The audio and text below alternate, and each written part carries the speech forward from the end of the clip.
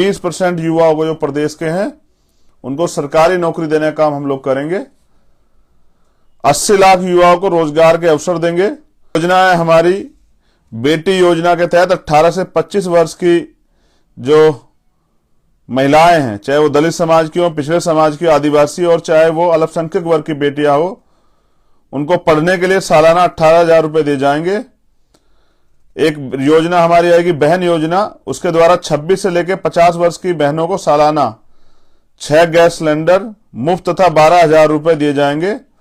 और जो इनसे ऊपर हैं, योजना के तहत इन वर्ग की महिलाओं को सालाना 18,000 रुपए दिए जाएंगे। गरीब एवं मध्य वर्ग के लोगों को महीने की घरेलू बिजली एवं किसानों की सिंचाई के लिए बिजली का बकाया माफ एवं भविष्य में मुफ्त करेंगे। इन वर्गों के लोगों के ऊपर बिजली और पानी का सभी बकाया बिलों को पहले ही कैबिनेट मीटिंग में हम माफ कर देंगे। ये हमारा फैसला है।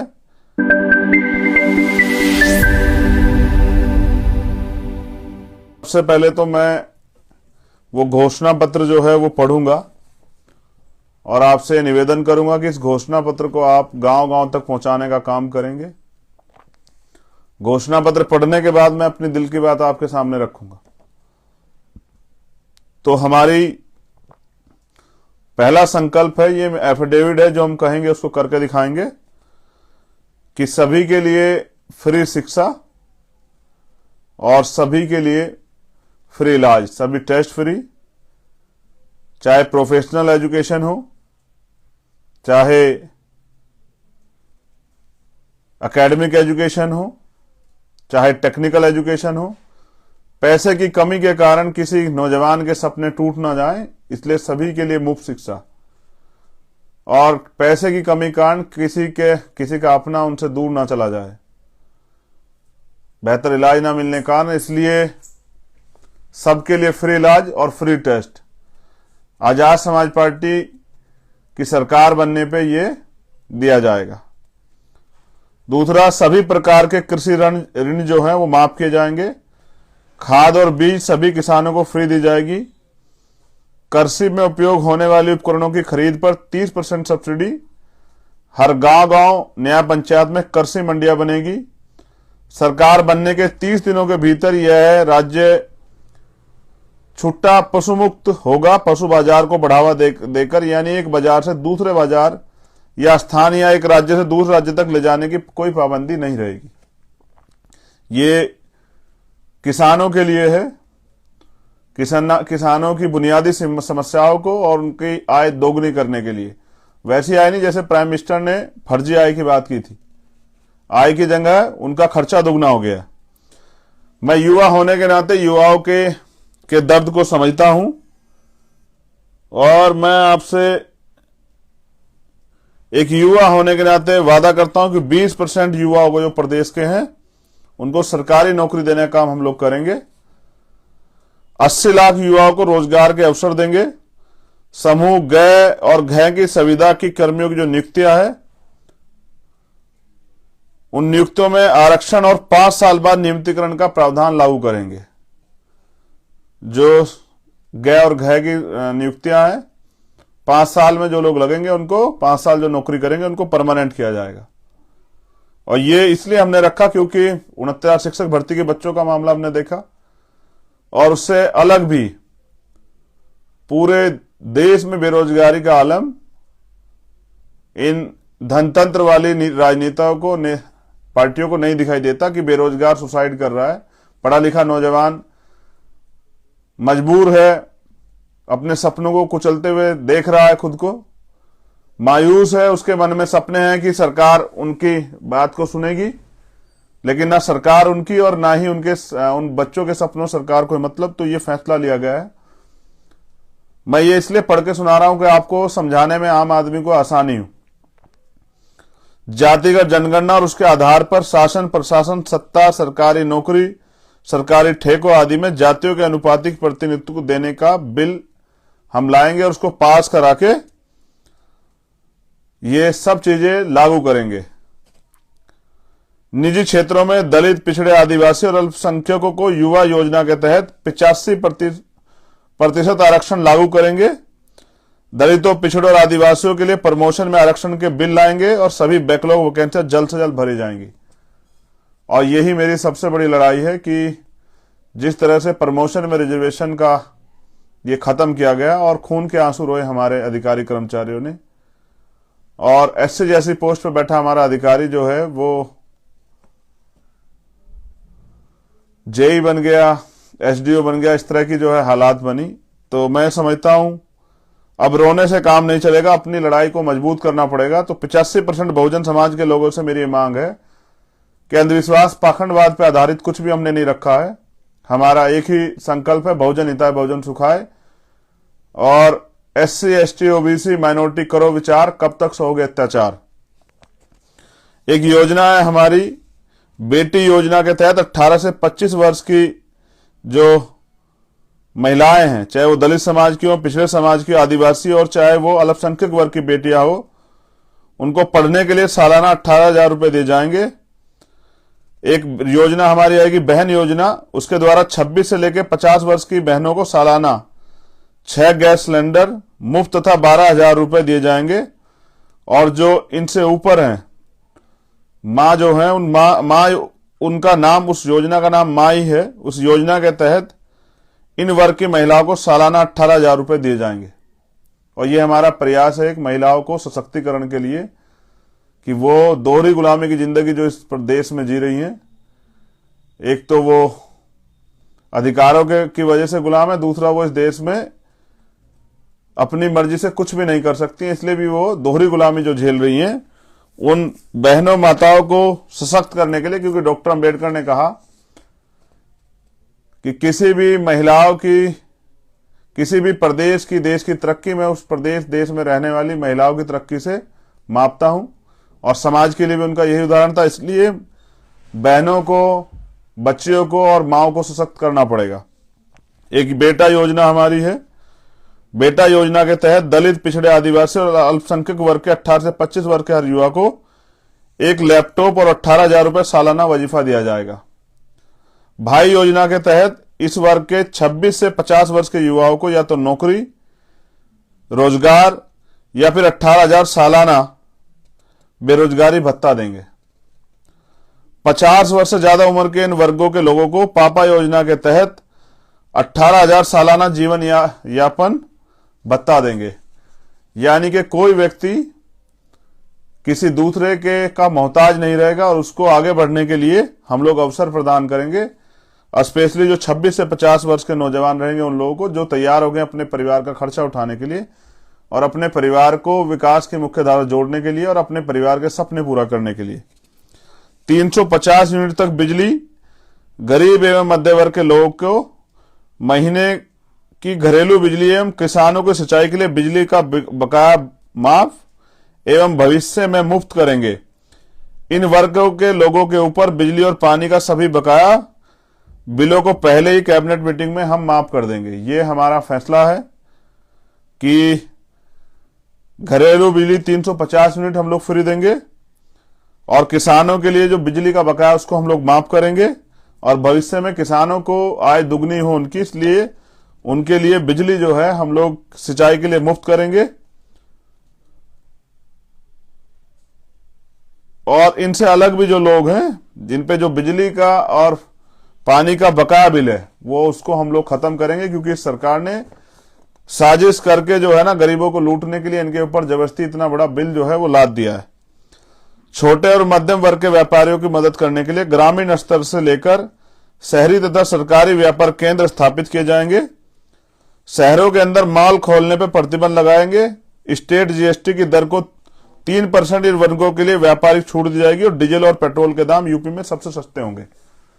हम पे योजना है कि जो छोटे और मध्यम वर्ग के व्यापारी हैं, जो गांव स्तर से लेकर जो छोटी छोटी दुकानें चलाते हैं शहर के स्तर पर, उनके लिए व्यापार केंद्र स्थापित किए जाएंगे। और जो मॉल, छोटे व्यापारियों की हत्या करने के लिए जो मॉल सिस्टम खड़ा किया गया है और छोटे व्यापारी जो बेबस हो गए हैं, अपना परिवार भी नहीं चला पा रहे हैं, उनके ऊपर जो ये मॉल की वजह से जो उनका नुकसान हो रहा है, तो मॉलों को शहर के अंदर प्रतिबंध करेंगे। जीएसटी की दर में 3% की छूट करेंगे जिसके और डीजल और पेट्रोल के दाम यूपी में सबसे सस्ते होंगे, ये मेरा आपसे वादा है।